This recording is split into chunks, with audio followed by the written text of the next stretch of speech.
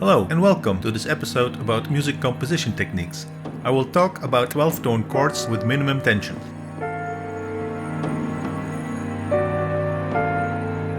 This episode was triggered after reading a book about the Polish composer Lutoslawski, which contained a diagram with the number of 12-tone chords. In general, 12-tone chords are highly dissonant due to the fact that all 12 tones from the chromatic scale are present. However, the chords in the diagram were constructed in a specific way that minimizes the overall tension. So, in this tutorial, we will look at that specific type of 12-tone chords. We will see the building blocks, the vertical layering, then we'll develop a chord progression, a very brief example that I will demonstrate in a number of instrumental forms in an orchestral setting. One characteristic that contributes to minimizing the tension is the fact that the building blocks are made from chords in thirds. So, the intervals are either the minor third being 3 semitones, the major third, or the augmented third, which is equivalent to the perfect fourth or 5 semitones. The building blocks will be 4-part chord structures in close position voicing.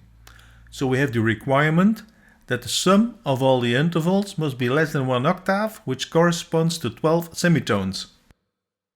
Example 1 is the diminished 7th chord, which consists of 3 minor thirds, and the sum of intervals is 9 semitones. In example 2, we see the dominant 7th chord, which is a major third plus 2 minor thirds, and the sum of intervals yields 10 semitones, a minor 7th. In example 3, there is a perfect fourth. This type of chord yields a sum of 11 semitones, which is a major 7th, and they have a special characteristic: they will sound like a jazz chord with an augmented 9th. And here are the 10 building blocks, the 4-part chords in thirds. There are 4 categories based on the sum of intervals within the chord. On the left we see the traditional chords from tonal harmony, which is either the diminished 7th chord with 3 minor thirds, and then the group of chords which adds up to a minor 7th, which includes the half diminished 7th chord, the minor 7th chord and the dominant 7th chord. Let's listen to those 4 chords.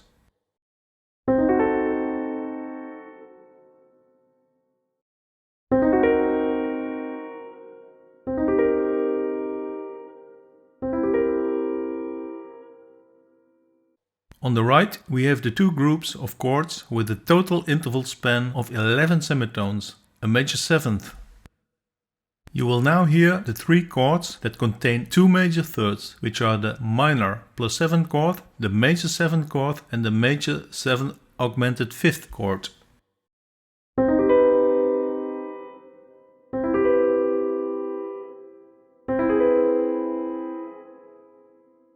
Finally, there are the 3 chords which contain a perfect fourth, 5 semitones.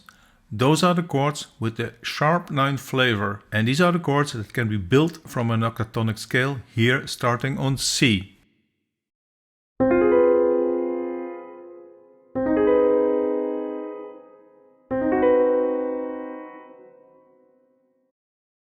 We have covered now one aspect of the 12-tone chords with minimum tension, which is the use of the 10 building blocks, the 4-part chords in thirds, which is a set of more or less traditional chords. The next step is to combine 3 of these building blocks in such a way that together they form a 12-tone chord covering all 12 pitch classes from the chromatic scale. Obviously, this will be a dissonant chord structure. However, we can try and minimize the overall tension by spreading out the most dissonant interval in the structure, which is the minor 9th, which is equivalent to an interval of 13 semitones. Only specific combinations of the building blocks will yield a 12-tone chord structure. This set turns out to be limited to only 6 solutions, labeled here as S1 to S6. The distribution of the 3 building blocks over the layers will be such that we will minimize the overall tension by carefully placing the minor 9th highly dissonant intervals. A different vertical distribution, which means swapping layers, will somehow increase the tension level. As regards to the voicing, it's more likely to have a close voicing in the middle layer and a more open voicing in the outer layers. We will have a closer look at the 6 possible solutions. The diagram gives an overview of the 6 options for creating a 12-tone chord from the set of 10 building blocks by combining them in 3 layers. There are 3 representations: in staff notation in the score, on the right in the pitch disc diagram, and below in the keyboard. The first group has the property that it consists of 3 equal chords. There is only one solution, shown here as S1, and it consists of the layering of 3 diminished 7 chords. Note on the pitch disc diagram that all 12 pitches are covered. Note the selection of the root in each layer. Picking a C for the lower layer L1 and a C sharp for the upper layer L3 will minimize the total tension by maximizing the spreading of the dissonant minor ninth intervals. Listen to this chord as it is played in an arpeggio fashion, building up from L1 to L3.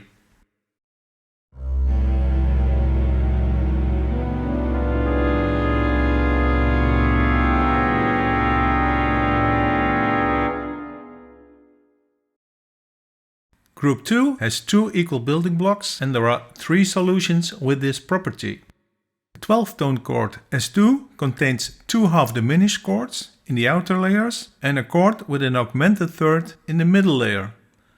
Note how there is no overlap between the pitches in adjacent layers, and again we've maximized the spreading of the minor ninth and thus decreasing the overall tension.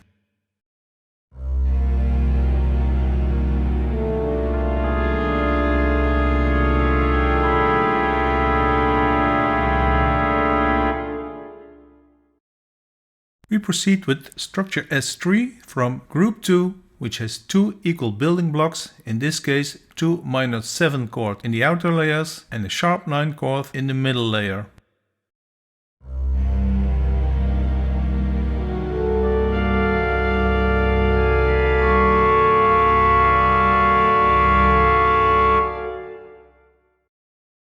The final chord in this group contains 2 regular dominant 7 chords in the outer layers and a dominant 7 sharp 9 in the central layer. Again, we carefully select the layer roots in order to minimize the overall tension. Listen to the audio and you might want to compare it with the other 2 12-tone chord structures from the same group.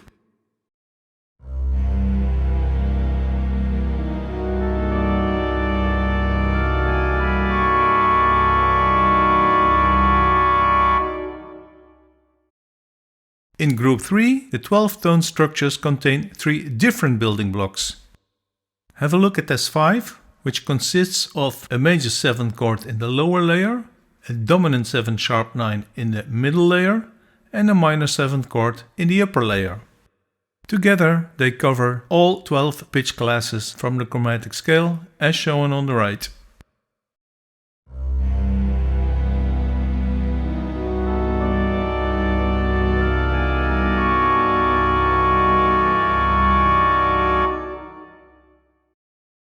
The final 12-tone chord with minimum tension also belongs to group 3, the group with the 3 different building blocks. The chords in the 3 layers all have a total interval span of 11 semitones, a major 7th. Listen to this chord structure and compare its tension level with the previous structure.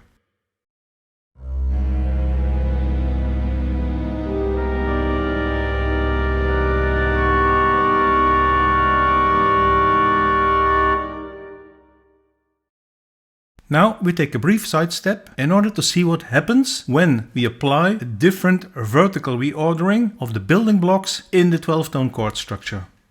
Take S3 as the source structure. This contains 2 minor 7th chords and in the middle layer there is a sharp 9th chord.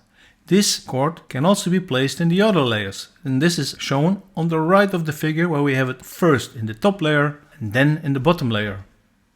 As a consequence, the highly dissonant minor 9 intervals will be distributed differently over the total structure. You will find them now in neighboring layers and the overall tension of the chord will increase. As I play the 3 possible vertical distributions of the building blocks, try and become aware of the different tension level.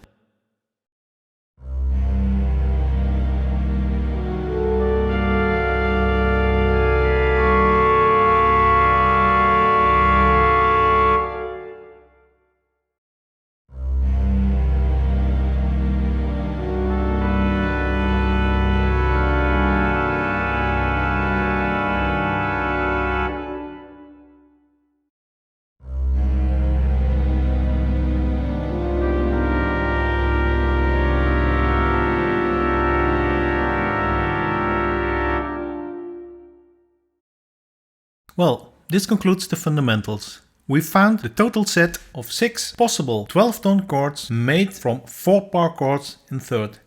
These are the only possibilities. You might want to check that. And it's time to create some music with it. I will demonstrate the application of 12-tone chords with minimum tension in a brief example that is based on a harmonic progression of 5 chords.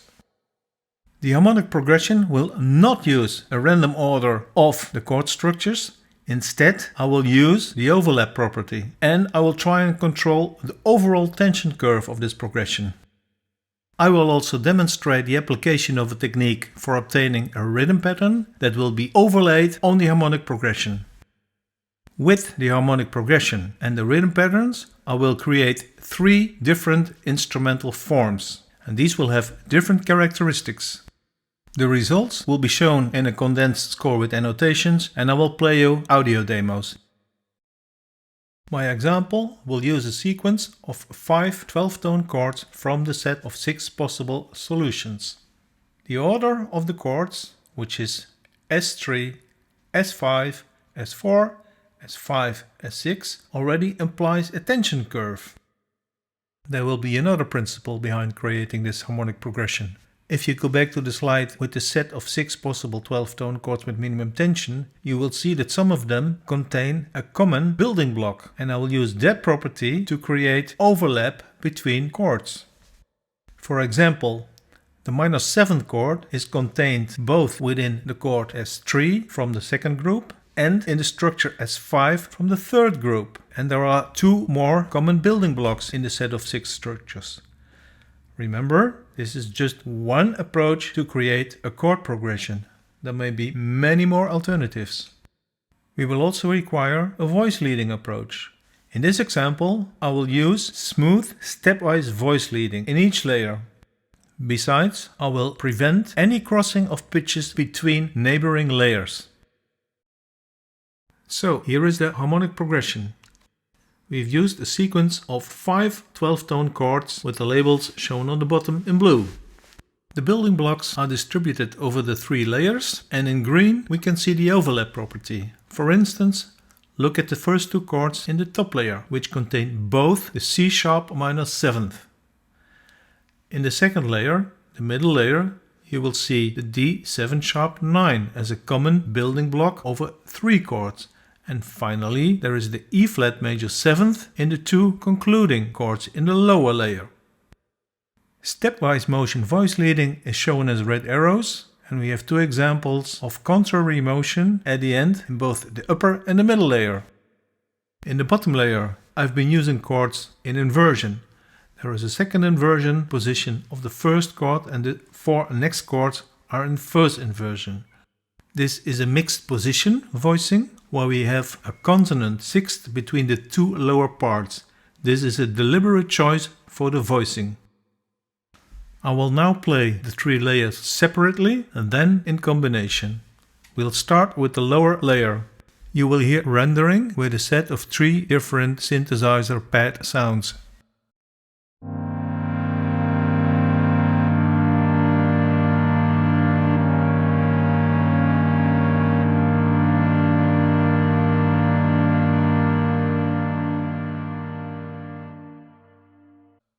Now listen to the middle layer, L2.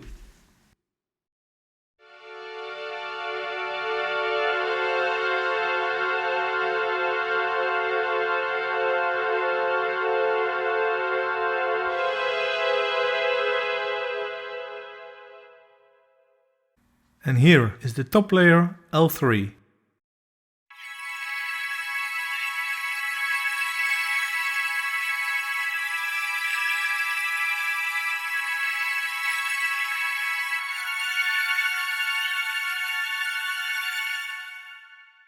These chords sound like a fairly conventional progression and tonal harmony. Finally, we will play the 3 layers together and we have achieved a progression of 12-tone chords with minimum tension.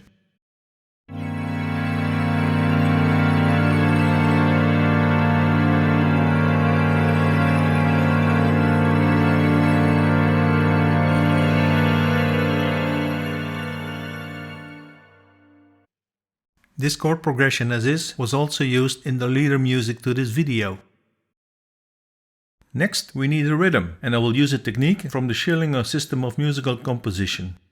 In his book on the theory of rhythm we find a technique which is called non-uniform binary synchronization. What it means is that we have 2 metronomes which are ticking at different time intervals.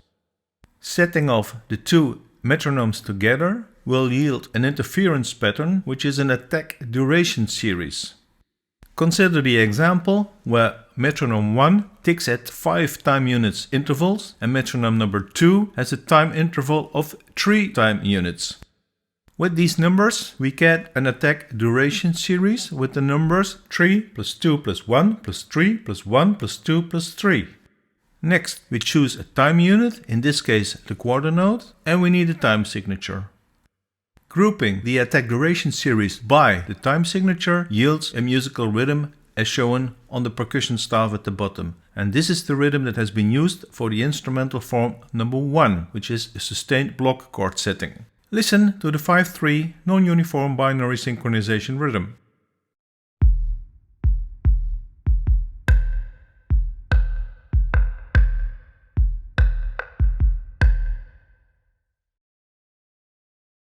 We repeat this procedure for a different set of 2 metronomes. In this case, metronome 1 is ticking at 5 time units intervals, metronome 2 ticks at an interval of 4 time units. Once again, the time unit is the quarter note. However, this time the time signature is different. The attack duration pattern now is 4 plus 1 plus 3 plus 2 plus 2 plus 3 plus 1 plus 4. Note the reverse symmetry of these patterns, and it is shown as a percussion rhythm on the bottom. Let's listen to this rhythm.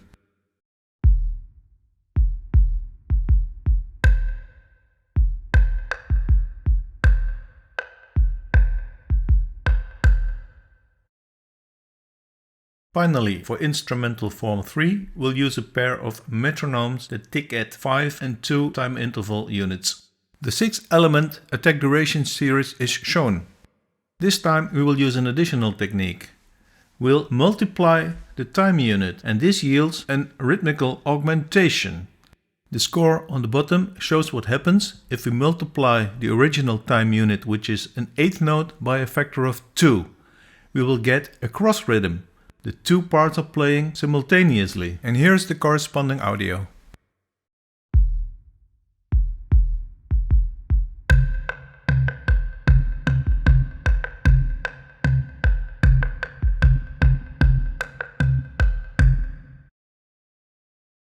This is the condensed score of instrumental form 1, which is a setting with sustained block chords. The instrumentation uses homogeneous instrumental groups such as woodwinds plus strings versus brass and percussion. This block chord setting will sound as moving orchestral textures. The chord progression, the set of 5 12-tone chords with minimum tension, is shown as blue labels on the bottom. In this brief example, there is 1 chord per measure. The rhythm pattern overlay resulting from the 5-3 non-uniform binary synchronization is shown as light green framed boxes. Musical instruments or orchestral sections may use pitches from a single layer or from multiple layers. This is shown in red, and we can see, for instance, that the woodwinds are combining pitches from both the middle layer L2 and the upper layer L3. The use of dynamics, playing techniques and articulations will contribute to the tension curve already implied by the harmonic progression. Here is the audio rendering of this example.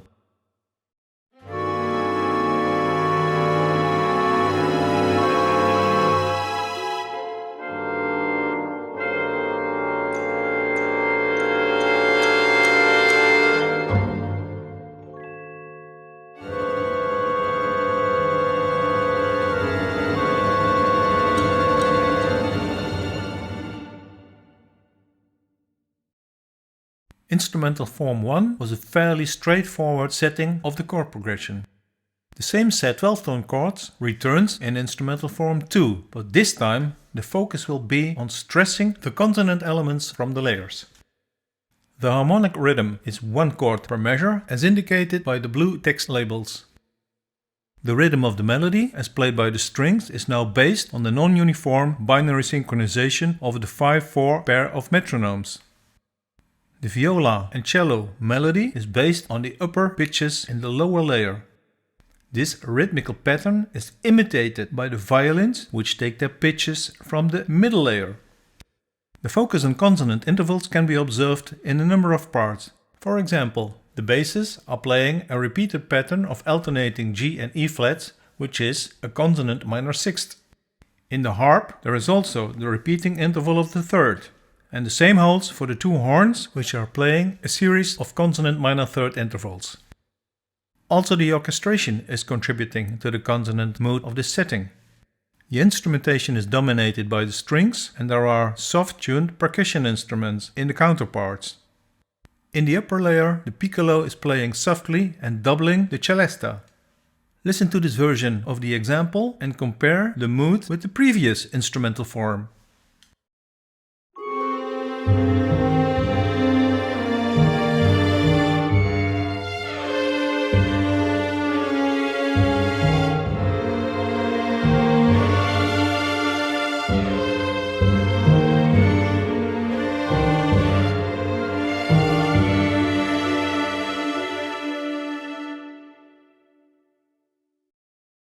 As a contrast, we have instrumental form 3, which is focusing on the dissonant elements from the original 12-tone chord sequence.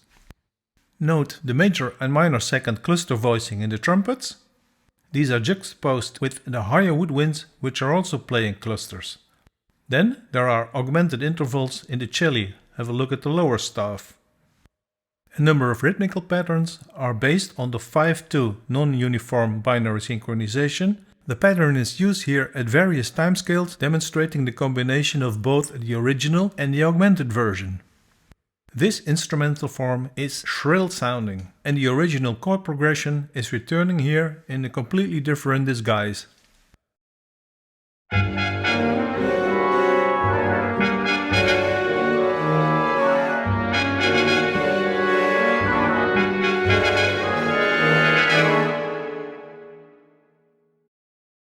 Let's summarize what we have achieved in this episode. The primary interest was in the use of 12-tone chords with minimum tension. We started by looking at the 10 building blocks of the 4-pitch chords in thirds. Combining these building blocks in 3 layers and paying attention to the distribution of the most dissonant intervals, we obtained a full set of 6 possible 12-tone chords with minimum tension.